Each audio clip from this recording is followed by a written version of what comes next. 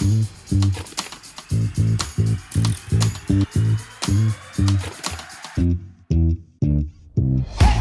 to the Art of Classiness podcast, a show where we redefine what it means to be a classy lady. And sometimes it's messy. I'm Robin. And I'm Deborah, two friends turned classy ladies who are here to discuss life's ups and downs, navigating the complexities of adulthood, and how the gift of friendship is essential to belonging. Today we're playing a little game called Would You Still Be Friends If... These are the unspoken friendship tests, loyalty moments, boundary violations, tiny betrayals that make you decide whether someone gets to stay in your circle. We're starting off light with harmless dilemmas, then moving into true values and boundaries, and finishing with the ultimate question. What does it really take to end or save a friendship? Prepare to question some people in your life and maybe yourself. So follow along, give us your feedback, and don't forget to like and subscribe. What's up, classy ladies and gentlemen? Deborah, let's do a check-in. How are you? I am chilly. This is the time of year that I have a standoff with my heat, right? It's that weird time of year where at any given moment during the month, it could be 40 degrees or like tomorrow, 80 degrees. Literally, it swings so much that it just doesn't feel worth it to go from my heat being on to the AC being on. So I just have completely turned it off since like middle of September. And that means right now, it is 60 degrees in my house, and it's only going to get colder tonight. But tomorrow, it's going to be 80. So my plan is to just layer up tonight, and then tomorrow catch it right around the 67-degree mark, and then turn my heat on in preparation for next week when it will start to be chilly for like longer periods of time. But you got to rough it out. You got to rough out the nose being cold, your feet always being freezing, just for a little bit to save that money, you know? Does it save that much money? Here's what will drain it is if I were to turn it on right now, it would be working overtime to get up to like a warm temperature. To do its job? Yeah. So I got to wait until Mother Nature just brings it up, and then it's a nice little crossfade. But thankfully, I have a space heater in my office, and I've been in this room all day because it's a Friday and I've been working. So when I get to my couch later to unwind, that's really when I'm going to question whether this tactic was a good idea. Okay. Well, best of luck. Thank you. I would be cranking that heat up immediately. I know. See, this is like the pleasure of like living alone. And my kids, they have no consistency with their body temperature. Like George will walk outside in shorts and a t-shirt right now. But in the summer, if we go into an air-conditioned building, he's like, it's freezing. Like he can't handle it. Like his seasons are always not matching with his body temperature. So during the week, it's a lot of complaining. But this is why I buy them robes. I'm like, put on that robe, get some socks on. Okay, layer up. But I don't have to worry about like another person also being uncomfortable like on the weekends. It's just me. And I have no standards. So... Well, and kids have weird insulation. Yeah. I don't understand how they stay warm in minimal clothing, but they do. It's all the running around. It's all I can tell. It's just George is constantly moving, and so I think he generates a lot of body heat. That's fair. So yeah, we're just riding it out, and then I'm going to finally pull the trigger next week and turn on the heat. And that's my exciting life update. Well, I don't have a lot going on right now. I've just been super anxious and depressed. So don't feel much motivation to do anything. It's such a pain in the ass cycle. And honestly, Conan O'Brien described it best when he said, anxiety is just a different part of the spectrum of depression. And that really put things into focus to me because when I have an anxious spiral, I now understand like, oh, okay, next week I'm going to be depressed because I just exhausted all of those chemicals in my brain. It's almost like I analyze it like a flu cycle. You know, like, okay, here's the symptoms now. Next week it's going to be like that. And that has helped me like not personalize it so much, but it really takes a toll on not only your mental, but your physical state as well. Yeah, you nailed it. It's completely exhausting. Full disclosure, I had an anxiety attack yesterday on a walk in the beautiful weather, beautiful scenery, loving husband, adorable dog. And yeah, so I don't know. Mm. I deal with this mix of anxiety, intrusive thoughts, and they feed off of each other. My brain just jumps to the worst case scenario really fast all the time. I get stuck in these what if spirals, like something bad is going to happen out of nowhere. Even when I know the thoughts aren't logical, they feel real in the moment and I cannot shut them off. I have an idea as to why that happens, and I'm sure it's related to the trauma that I've experienced throughout my life. And I think that my mind is just used to expecting the worst as a way to stay prepared. But instead, it ends up stealing my peace and making it hard to relax, makes it hard to enjoy literally anything without some level of fear showing up. Like it literally doesn't let me feel joy. It leaves me feeling constantly on edge and so mentally exhausted. Like even during my anxiety attack, like I started crying and just saying like, I hate that my mind does this to me. It's the fucking worst. So Yeah. dark. Yeah. Unfortunately, our brains are the motherboard of a computer.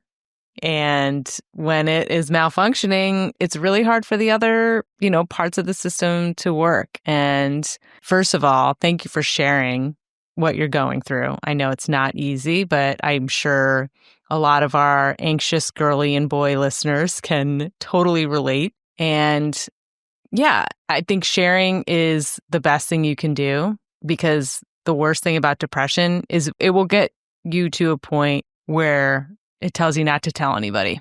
And that's the most dangerous part. It tells you that, and it also tells you nobody wants to hear about your shit. Mm-hmm. They have their own shit. Figure it out. Deal with it. Mm-hmm. And that person in your head is stupid. I shouldn't say that. Let's be kind to ourselves. That person is just confused. So I'm here to preemptively tell you that we are all here for you. No. And we do want to hear it. And the best part of sharing is like, yeah, everyone's going through their shit. Not everyone wants to live in their own shit. Sometimes you want to hear somebody else's shit, because that makes me put my things into perspective, and it also helps you. It's not a burden to share, because it's the same reason we watch movies and TV. It's like an escape from our own lives as well. So it's a gift, actually, to share what you're going through with another person, Yeah, that's so true. Like your friends who care about your mental health and well-being, which is actually a great segue to our discussion today. Mm-hmm. Friendship green flags and friendship red flags. Like you're flying that green flag right now. I know you're a friend I can count on to talk to you about when I'm having some really bad mental health days. And we've created some different segments from lightest to heaviest of scenarios of like whether or not you would still be friends with someone if they cross some kind of line. Yeah. And I think this is fun because some of the scenarios we're going to read, we have lived experience with, right? Some you maybe have seen interactions with your friends, or it's sensationalized in pop culture. And sometimes you don't know that there's a line until somebody crosses it. So it's kind of good to play this little scenario-based game to maybe think, what would I actually do in the event that this happens to me? So let's start soft. Okay. These are the low-stakes annoyances. They're more so annoyances than red flags. Yeah. These are the things you complain about at a group chat, but it's not a friendship ender. Yet. Yet. That's the key term. So welcome to Would You Still Be Friends If? Casual Chaos Edition. Let's go. Okay, I'll start us off. Would you still be friends if she constantly showed up 20 minutes late to everything? So I've had friends that are like this. My college roommate, she was always late. Always late. She always took on one extra thing. I think I've talked about this before. That was always like, oh, we just didn't have to do that right now, and now we're doing it. Now we're definitely going to be late. But, she just was too charismatic to like ever really be too mad at. But I do think it is very self-centered to always be late. It's kind of like you think your time is more important than someone else's. So I don't know that it would be a deal breaker for me, but it would be very annoying to always have to accommodate to somebody else who is just not going to be on time. For sure. And, I have some friends like that as well. One of them, I've come to just know that is a personality trait of theirs. And I just have expectations that they will be late. Mm-hmm. And so I either plan around that or... Yeah. And you do have to make those game time decisions. Like, okay, am I going to plan a European trip where we're going to always be taking trains and different modes of transportation? Like, am I going to be able to handle it with this person? Maybe not, right? On the other hand, I often find that people who are like this can open up an entire new world of adventure for you because they often just go with the flow. Yes. So you got to decide, like, is the juice worth the squeeze, right? Not everybody can pull it off. Not everyone can make up for it in other ways. So if they can make up for it with either adventure, fun, great personality, then not a deal breaker. Yeah, that's my perspective on the positive side of things. Like if they have so many other positive traits, it's easy to adapt to this one thing, Yeah. We'd still be friends, I'd say. Yes. Good. Okay. And also, this is your chaos goblin friend, more than likely. 100% your chaos goblin. Not your golden retriever, I'll tell you that much. No, ma'am. Mm-mm. All right. Would you still be friends if she only texted memes but never had real conversations? Yeah, because you know what? Memes are a love language sometimes. Okay? It's true. In today's world, sometimes a story, a TikTok, a picture says everything you need it to say. It says, remember that one time, or this is something I thought was funny, or I'm thinking about you in this way. And that is a love language to me. And sometimes that's the only way someone has the capacity to connect. Mm-hmm. Like if this was consistently the only way your friend communicates with you, that might be kind of weird. Right. Maybe you're not super close, but I think we all have that friend where like your main form of communication is just sending memes on social media. And that's okay. And that's okay.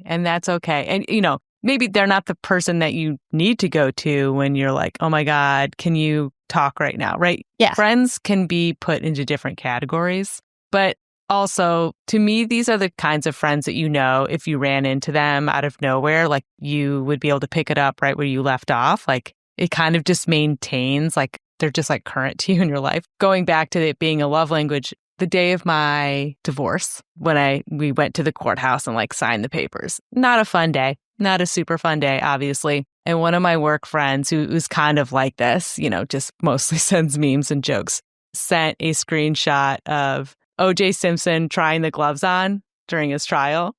And it just made sense to me. First, I can't even explain why that made sense in the context of me getting a divorce that day. But I just was like, thank you so much. This means so much to me.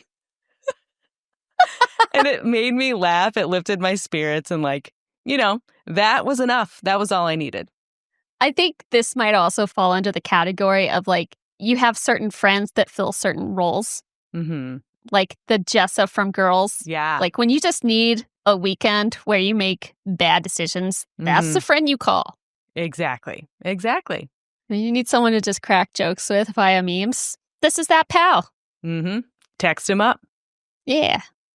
Okay. Now some heavier offenses, but still, not necessarily deal breakers. Would you still be friends if she ditched you at a party for new people? So this one I would take personally because of my social anxiety is like, you're not even going to introduce me to the people that you went to talk to. Like, give me some kind of in. Yeah. To pave my own path. Like, don't just abandon me. Especially, like, if that friend knows that about you, they know you struggle with meeting new people and they just ditch you like that, I'd be pretty upset. I would be too. And I mean, you and I both have abandonment issues. So maybe everybody doesn't feel this way. But to me, this is like the worst. I can't even imagine wanting to stay at that party. I've been in situations that were kind of like this before, and nothing feels lonelier than when you are standing in a room full of people that you don't know how to connect with. I would rather just actually be alone. So when you go with someone that you think is going to be your buffer or just, like your safe place, and then they ditch you for cool people doing whatever and you're just kind of on an island, like that would be difficult. It would warrant a conversation, obviously, of just like letting them know how that made me feel. But that would be a tough thing to get over for me. I completely agree. And would we still be friends? I mean, it's not a friendship deal breaker, but I probably wouldn't go to events like that with you anymore. Right. You're going to move to a new bucket is what's going to happen. Yeah. And you may start to drift apart. Mm-hmm. Really depends. Like the older we get, the more selective we are with people that we give our energy to. So this person might not make that list at a certain point. Maybe in your 20s, it's fine. But getting into your late 30s, nah. Right. Exactly. All right. Next up, would you still be friends if she brought her boyfriend to girls' night? It's a girls' night for a reason. Like, what is this dude going to have in common with any of us? So you're not going to want to talk about the stuff that we're talking about, first of all. And I'm not trying to get vulnerable in front of someone that I barely know. Even if I do know them, I don't necessarily know that I want them there. Yeah.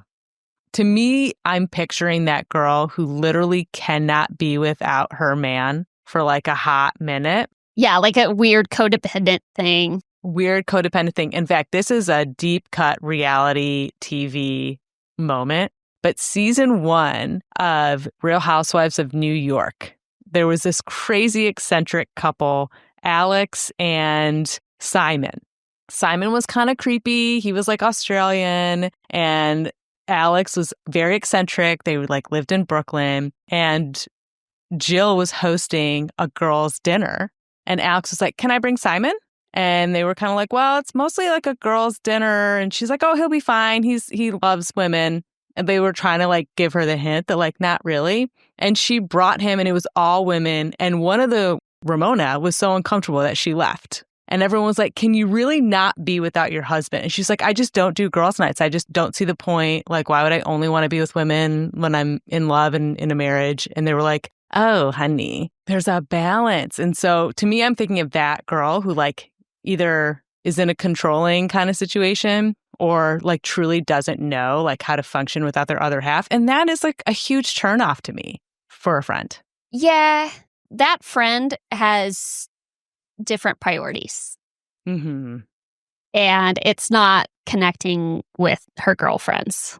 Right. And when you want to be around people who just want to be with the girls, yeah, that's a huge turnoff to me. And would just, again, make me feel okay, so when are you and I going to have time together? Am I going to be a priority in your life? It would make me question what they are to me, Well, and then if they continue to do that, if they refuse to compromise, then they're just not going to get invited to girls' nights anymore. And that's how friendships fall off. Mm-hmm. So again, it's not necessarily a friendship deal breaker, but it might end up that way. Right. So teetering on the edge. Yeah. I would say friend with a small f, not an all caps friend. Yeah. And maybe an ellipses, not a period. Yeah. There you go. Grammar. Okay. Would you still be friends if she never reciprocated emotional support, but swore she cared? Okay. To me, this just isn't a deep friendship. Mm-hmm. You're probably not going to be close with this person. If you are vulnerable and you divulge personal things to them, but they aren't giving you the kind of emotional support that you need from a friend, just it's not going to be a close friend. Yeah. And what does that even look like of them being like, "No, I know, I care, I really do." But, I don't even know what that would even look like in practice. Some people, it's all you hear is them complaining about this and that, needing to talk about stuff going on in their lives, but they don't have time to listen to your stuff. Yeah. To me, that's social, and that's not a friendship. Yeah. This is a surface level friendship. That's what we'd call it. Mm-hmm. Okay, that was cute, but let's turn up the tension. It's time to move from frequent annoyances to genuine red flags. So here's the real question. Do friendships actually end over one moment, or is it a buildup? Let's find out. Welcome to Dealbreaker territory, where these scenarios spark value-based conversation and show who you are as friends. First prompt. Would you still be friends if she didn't defend you when someone talked badly about you? Are you there? Like, is it in front of you? I don't know. To me, I'm picturing they're hanging out with people who don't like you and other people are talking shit and your friend is just like a silent observer. That's tough. Context matters in this situation. Yeah. I mean, honestly, I think either are hard. If I was, in a conflict that was public and someone was reading me the riot act and a friend was just sort of like standing there with, bulgy eyes and not saying or doing anything, that would be hurtful too. You know what? I actually have a perfect pop culture example. Okay. Secret Lives Mormon Wives, when Layla promised Taylor that if they try to say something to you, like, I totally have your back, she made a point to say that. And then it happened and she did not say a damn word. And her eyes were like, yeah. It's like, why would you even promise that if you couldn't follow through? Yeah. It is hard because there's social pressure, right? And it is very hard to do the right thing. Not everybody has the audacity to speak their mind and be the one person that is like going to, I don't want to say wet blanket, but if people are just like having dirty, funny gossip and you're the one that's like, guys, can we not talk about her? You just know the minute you leave, now they're all going to be talking about you. So some people might not want to put themselves in the line of fire like that. But to me, like, I would feel so betrayed. And I have been in this situation before where I have later found out things that were being said about me behind my back. And it's like you didn't say anything back to it. Like, like it does feel hurtful because I would go ride or die for my friends, Same. Yeah. I would be like, no, I don't feel that way. Or the only reason I wouldn't say anything would be to be like a covert op, take that information back to the person. Then it's like somewhat forgivable. There's a bigger plan in play. Right. You just play dumb and you don't contribute, but you don't stop it because you want to really see what they're saying so you can warn your friend. Gathering intel. Yeah, that would be the condition in which I would allow it. I would say, okay. But what you do behind closed doors, like that's the definition of your integrity. Mm-hmm. And so if somebody was going to allow a group of people to trash my name and not defend me, that means that they kind of agree, in my opinion. That's a really good point. Either they kind of agree or they don't care enough to change those people's perspective. Mm-hmm. Right. So it would not feel good to be this person's friend. No. Got to stand up for your friends. This better not be my best friend. I'll tell you that. Oh, definitely not best friend. That's a best friend deal breaker. 100%. Absolutely. Mm-hmm. Okay.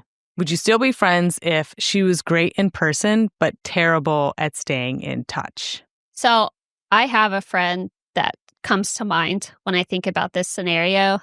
Mm-hmm. And it really sucked because it's someone that I really tried to stay in touch with. And we jive so well together, like same sense of humor. And I still love her. And if I did see her today, it would be great to catch up. But it just is what it is. But yeah, that's not someone that you're going to remain friends with. Right. That's someone you're fond of. Yeah.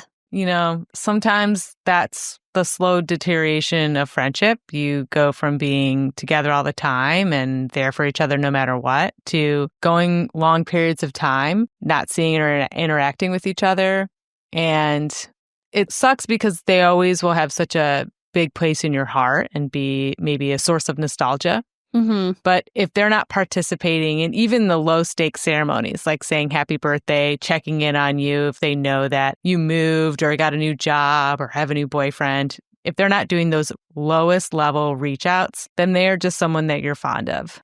But there's this other scenario where, some friendships just have different rhythms. And if you have the kind of shared history like friends from childhood, which one of my best friends from middle school, like she lives in Austin. She worked in my neighborhood, okay? And we rarely saw each other. But when we do see each other, it's always great to catch up. It's always genuine. Like we have real love for each other. It's just a different kind of friendship because we live completely different lives. That's different in my mind.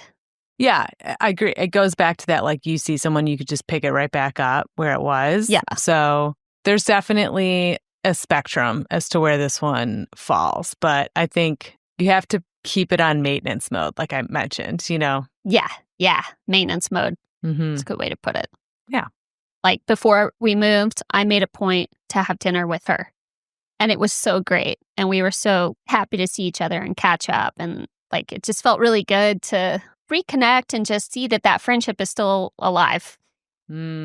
Pulse check. Yeah. Yeah. All right. Would you still be friends if she flirted with your ex or someone that hurt you, but says she was just being nice? Okay. Listen.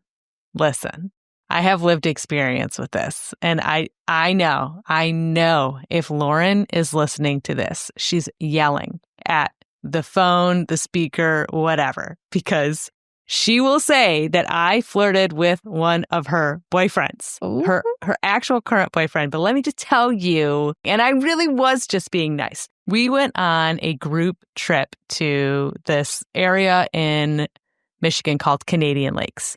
And she was like dating this guy from college, and he came up to go with us to this lake house. And at this point, the relationship was kind of fizzling out, mostly from the distance of the summer. And she had a friend that they just had crazy chemistry. Like nothing ever really happened with them, but when they were around each other, they were the only two people in the room. And we're all driving up there, me and our friend, her and her pseudo boyfriend. And Lauren is paying no attention to the guy that she's dating. Okay. And she knows this. You know this, Lauren. She wasn't paying him much attention at all. She was too busy having chemistry with our friend. And because of this, her guy started kind of chatting me up and talking. Who else was he supposed to talk to? Okay. And we literally had a digital camera and we like filmed so much of this weekend. And she caught this moment where I don't even know what was going on, but like we were kind of doing that sibling thing, like hitting each other, throwing something at each other in the car. And he grabbed something in my hand, but his hand like lingered just like a little too long. Like it was just like a little too intimate. And so her thing is like that she has video evidence of this. But you know what she did that whole cabin weekend? She spent it with our friend. She didn't spend any time with the guy she was dating. Okay. So I was like, someone has to make him feel kind of included because this is like super awkward. So sometimes you really are just being nice. Okay. Now, having said that, if it is like not just because you're being nice, but you're trying to cover your ass that you were actually flirting, then like, no, that is not okay. Correct. That is the correct answer. Yes. But great story. There are exceptions. It sounds like you have a really good defense. And I do. You know, you still stand by it over 20 years later. So I sure do. That says something.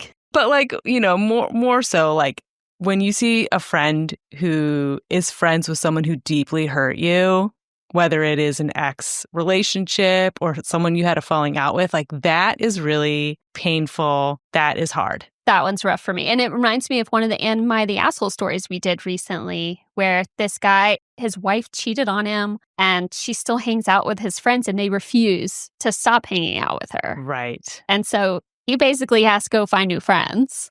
Yeah. And, you know, you don't want to be so childish to say like choose a side. But when you really cannot have somebody's energy in your life around you at all, yeah, or it just makes you feel uncomfortable that they wouldn't see the problem that you have with that person, and it's so obvious to you.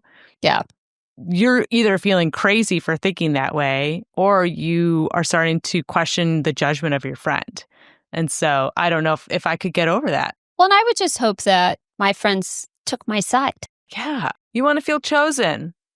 If they were your friends first and the relationship ended in a really fucked up way, like your partner cheating on you, they should absolutely be on your side. Yeah, 100%. So unfortunately, you do have to pick sides. And I think if it's with someone who deeply hurt you, I would want to distance myself from that as well. Agreed. Okay. Would you still be friends if she revealed something private you asked her to keep secret? That is a breach of trust. Mm-hmm. And whether or not that can be repaired really depends on how big of a secret it was. Right. And whether or not they actually take accountability for it. Mm-hmm. And give you a reason to think you can trust them again in the future. Yeah, there's two ways this unfolds. You either get caught sharing something you weren't supposed to, or something slipped out and you are the one that told your friend, like, hey, like, I was really drunk and we were talking about relationships and I told these people about what you said about so-and-so, right? Yeah. If you take accountability up front, or even when you are confronted with having done that, if you own it, I think there's a chance for redemption. But if you try to justify why you would share something that is not yours to share, then I would not want to share new things with you. Mm-mm. Like, if you try to justify it instead of just owning your shit, that's going to piss me off. I'm already upset with you. And if you don't take accountability, then I'm going to be pretty freaking mad. Yeah.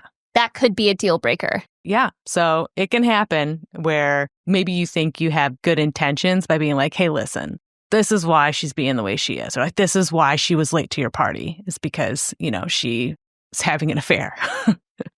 Right? Like, you might have good intentions, but it's still a breach of trust. Yes. That's a huge deal breaker. That's a huge red flag. Mm-hmm. If, for whatever reason, you're able to find forgiveness, if they do that again, that's it. Mm-hmm. Donezo. Yeah. Donezo. 2 strikes, you're out. Exactly. All right. Would you still be friends if she downplayed your success because she felt competitive? Ugh. I mean, this goes back to our jealousy episode that we talked about. Yeah, I was thinking, like, is it competitive or is it jealousy? Like, there's a difference between having those thoughts and feelings and actually expressing them towards your friend who is celebrating a success. Like, it's perfectly human to have those thoughts and emotions. But if you're like putting that out there towards the other friend that you should be celebrating, that is messy. That is selfish. And that's not someone that you're going to want to share your wins with in the future.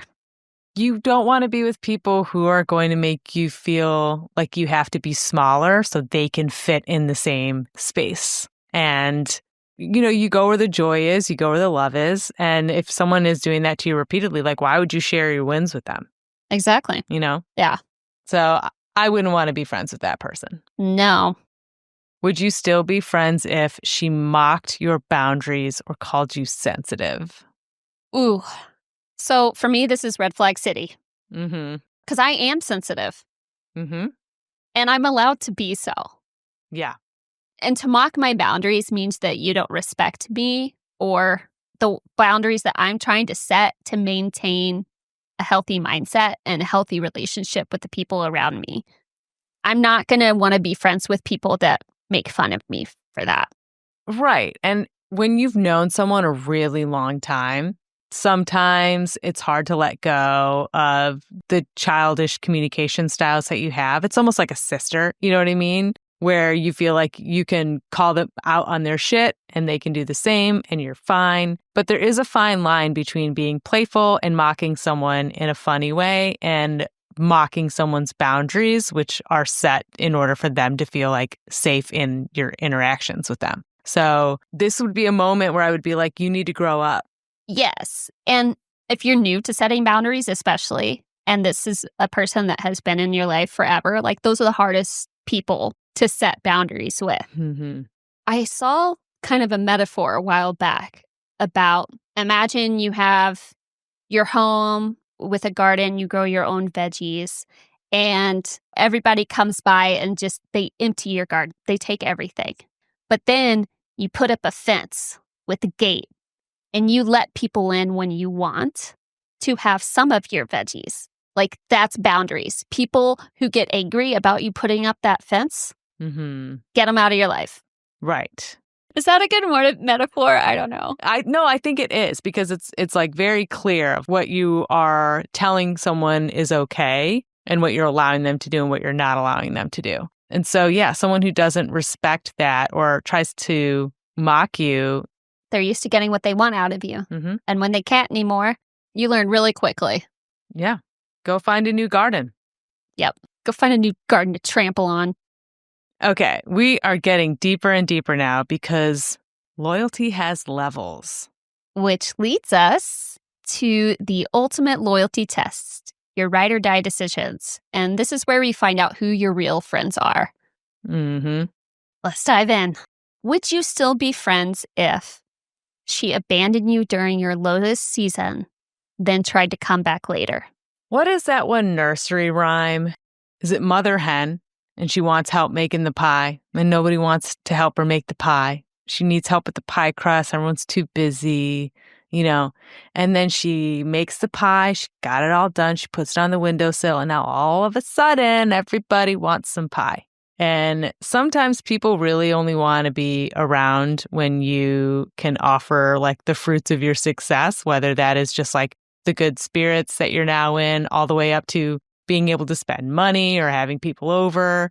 And, if you're only there for the good times, then that to me is like not a true friend. If you were gone during the period of time in which you can't get out of bed or you literally don't know how you're going to buy your groceries, and then the person comes right back around when you're all better, like they're just there for fun. They're not there for the actual work.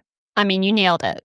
Crisis reveals character. And a lot of times, absence during these difficult life experiences or really dark mental health stages, I think we can assume that for this section of our queries. This is someone you consider a close friend or a best friend. And if they just disappear, knowing how hard of a time you're having, like that is unforgivable. Yeah. Yeah. Period. Like that's such a huge betrayal. We may not like completely fall off and just be strangers, but we wouldn't be best friends anymore. I'll be cordial with you at events, but you don't get to be in my circle anymore. Exactly. Yeah. No, if you aren't there during the low seasons, you don't deserve me during my high seasons. It's kind of how I see it, Yeah. Well, and I don't understand what they think is going to happen when they go through their own season, I guess is what I'm trying to say. Yeah. Yeah. It's like, well, I don't know what you want from me. Right. I'm busy handling things on my own because my best friend didn't show up for me. That cuts deep, but... That does cut deep. I mean, it's such a huge betrayal. Yeah, that's a betrayal I wouldn't be able to get over either. No. Like, we're saying they abandoned you, okay? Like, that's just not okay. No. Speaking of abandonment, that kind of plays nicely into this next scenario. Would you still be friends if she held a long-term grudge and shut you out instead of talking? Well, I think inherently the friendship would fall apart over time because they're holding this grudge against you that you don't even know about. Yeah, I mean, this is conflict avoidance. Yeah. This is maybe even anxious avoidant. That can only work for so long. Somebody's going to blow up and it ain't going to go well. There's just nothing worse than not knowing why someone is upset with you, Oh my gosh. Yes. Maybe sometimes it's perfectly clear. Maybe sometimes, you had a fight and now they're just shutting you out. That's a form of punishment in and of itself. But when you don't know why someone is just so disengaged and you can literally feel the weight of them in a room. Yes. And you watch them shine with everybody else and they give you nothing. That is psychological torture to me. Especially if you actually do try to approach them like, hey, I'm sensing something is off. Like, what's going on? Do you want to talk about it? Is it something I did? And their reply is going to tell you everything you need to know. Right. If they decide they don't want to tell you what it is and they say something like, you know what it is. That would piss me off so bad. Then fine, I don't even want to know, actually. Like, you want to play this psychological warfare game with me? Like, that is not mature. It's not. And it's not fair either for you to just assume that I'm going to know what you're upset about. This is like such a disproportionate response, in my opinion. And I have had situations where someone has shut me out and I didn't know why. And it went so long and they were so avoidant and would not address the issue at all that I finally said, I don't know what I did to you, but what you have done to me in return is so deliberately hurtful that it doesn't even matter what the original conflict is anymore. I cannot move past this. Like, yes. The way you are handling this situation is so hurtful to me, and I've expressed that to you, which doesn't seem to bother you. So, like, this is done. Absolutely. Doesn't make it easy, but sometimes you just have to, like, put down the katana, lay it down, throw the hammer down. There it is. And I think that's the perfect way to handle it, because what could have had potentially a very easy solution, you could have resolved this conflict, could have talked through things. Like, more than likely, you don't actually know what you did. And if they told you, if they were able to open up and tell you, then you have the ability to own up to it, to apologize, to repair. They're removing that ability from you. Like, that's infuriating to me. Yeah. Hands down. So I think they might feel like they have the upper hand in that moment, but to me, that's a deal breaker. Yep, that's friendship ending for sure. Would you still be friends if she fought dirty and used your past against you? Okay, this is weaponized vulnerability. Yeah. And I have so much trauma from my childhood, especially like if someone knew that and then used it against me in a fight, like that is such a low blow. Yeah, it just opens up wounds. It just takes, I'm trying so hard to not constantly quote Taylor Swift, but in that song where she says, when did all my lessons start to look like weapons pointed at your deepest hurt? I always just loved that line. It's like so perfectly spelled out. But when you give someone that gift of vulnerability and they turn it around and throw it back in your face, like, that is such a deep betrayal, and your safety with that person is gone in that moment. Trust is destroyed. Because you can't unring a bell. You can't unhear what they have said. Yeah. I don't know how I feel about this one. Like, this is a betrayal. And even if they try to repair, I don't know, it would really depend on what they said, what they did to try to like dig into my open wound. Well, and it's also like, is this how you always thought about it? Like, were you ever on my side with this? Did you always think of me in this way? Were you secretly judging me all this time? Yeah, this whole time, were you just sitting there thinking of all the worst parts about me? And me personally, I wouldn't be able to get over that. Yeah, that's a toughie. Oh, man. This is like, I know, making me bringing some stuff up. That's okay. We're examining it. We're preparing ourselves for the worst. That's why we do it. That's right. Okay. Would you still be friends if she chose her partner over you every time, even when he was clearly wrong? This one's really tough because, like, in my mind, with your partner, like your husband, you're a team. You're a united front. But when it comes to friendships, it's more nuanced, especially if your friend knows that her partner was wrong. Right. And so he's against you and she's not standing up for you. Mm-hmm. Like, that hurts. It really sucks when you're in the middle like that because you have loyalty to two people and it is choosing sides sometimes, depending on what the situation is. But I think what makes relationships so strong is when you can be honest with someone when they are wrong, right? Like, being loyal is one thing, but blindly supporting somebody no matter what is just fandom. And that, to me, is not a healthy relationship, right? A healthy relationship is the one where maybe not publicly, but maybe privately saying, listen, what you did to Robin was not okay. I am not okay with it. I need you to make amends in this situation because that is not right. Other than like, okay, sorry, babe, are you okay? Oh my God. Like, that's giving anxious attached. It's giving fawning. Mm-hmm. It's giving severe codependency for sure.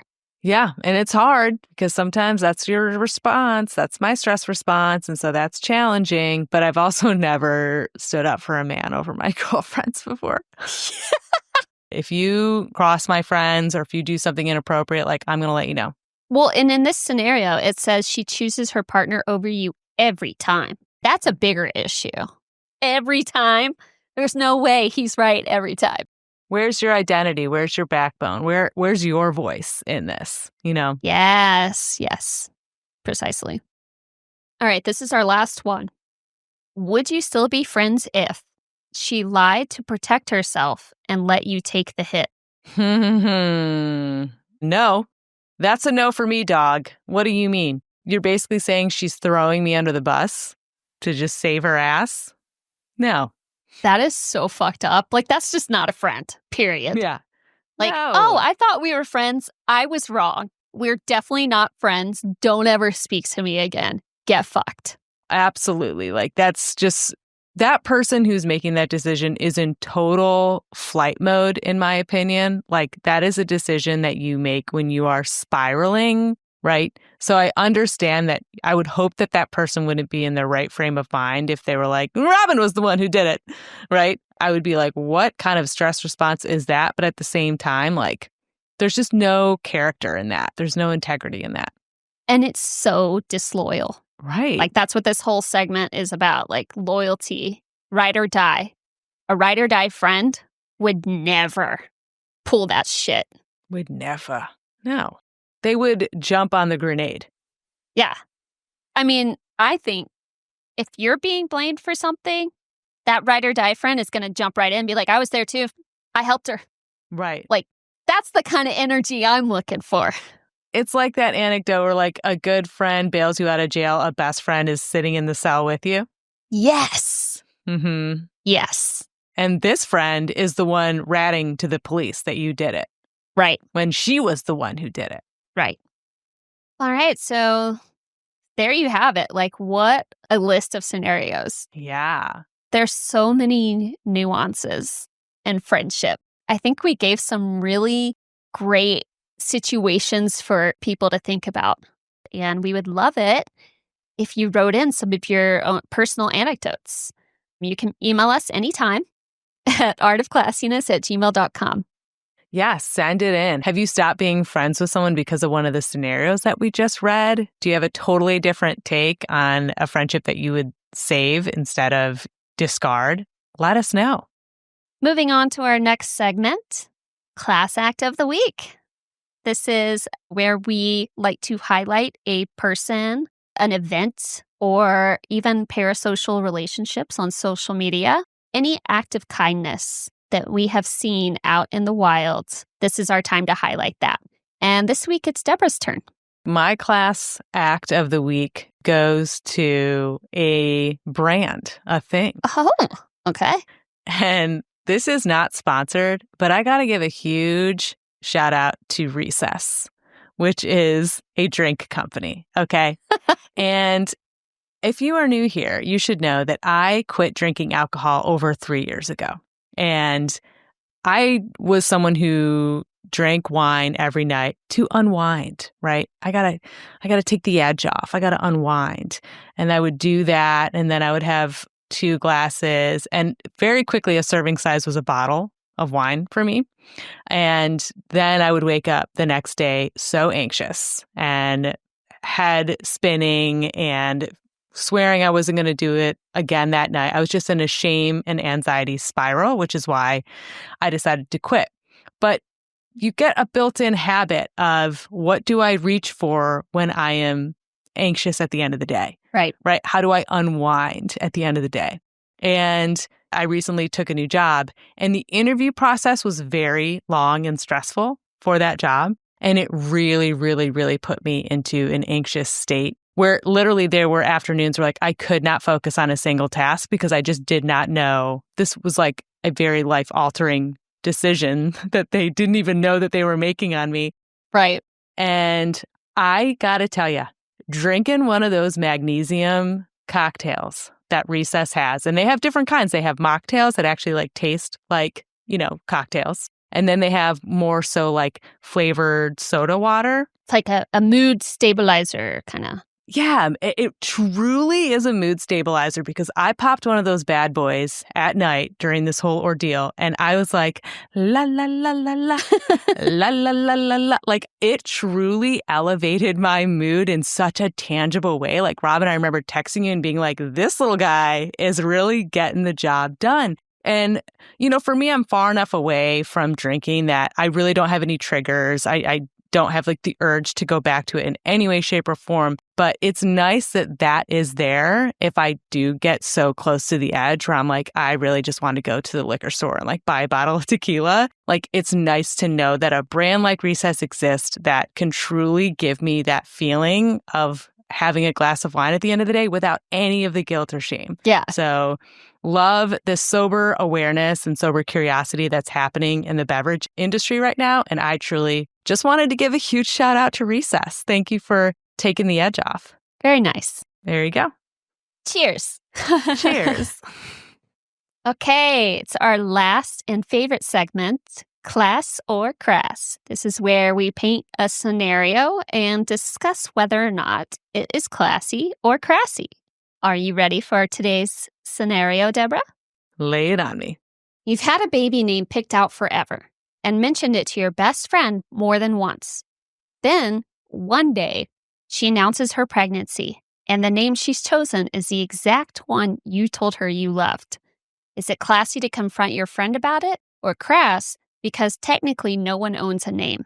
I mean, this is a tough one because baby names some people take very personally and like have had it picked out forever. And so if someone takes that future from you, I could understand the betrayal. If it's a best friend and they know how important that name is to you, I think it's pretty fucked up. Yeah, I do too.